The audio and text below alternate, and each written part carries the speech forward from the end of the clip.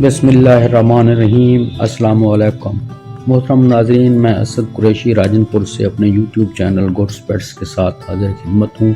آج میری ویڈیو کا عنوان ہے کہ سرسوں کا تیل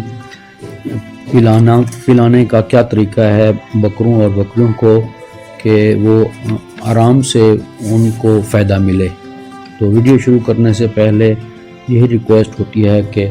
مہربانی کر کے میرا چینل نئے آنے والے دوست جو ہیں ناظرین ہیں وہ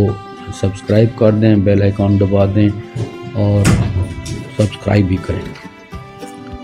سرسوں کے تیل کا ذائقہ اتنا اچھا نہیں ہوتا کہ وہ خود پی لیں یا شوق سے کھا لیں، تو میں نے اس کے لیے یہ دیکھیں کسی برتن میں ڈال کر آگے کیا ہے تو وہ کھانے سے انکاری ہو گئے ہیں کہ نہیں جی ہم نہیں پیتے۔ تو اس کے لیے یہ طریقہ کار میں نے بنایا ہے،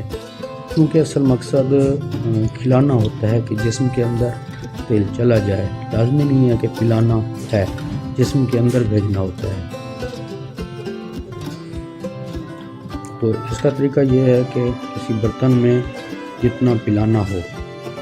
کیونکہ کم از کم 20 ml پلایا جاتا ہے اور زیادہ سے زیادہ 100 ml، تو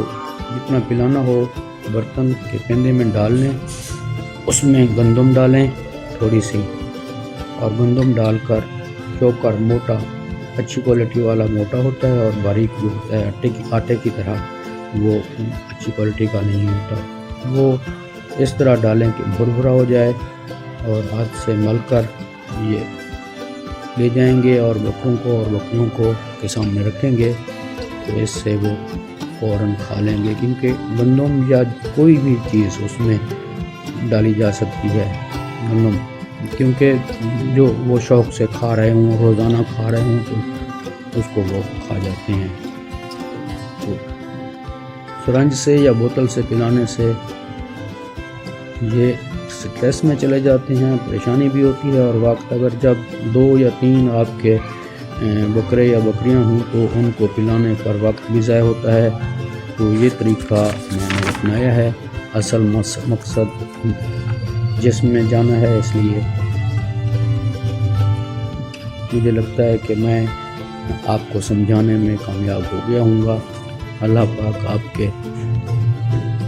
جانوروں کو، بکروں اور بکریوں کو تندرست و توانا رکھے، آپ کو اپنے اہل و عیال کے ساتھ خوش و خرم رکھے۔ اس کے ساتھ میں اجازت چاہتا ہوں۔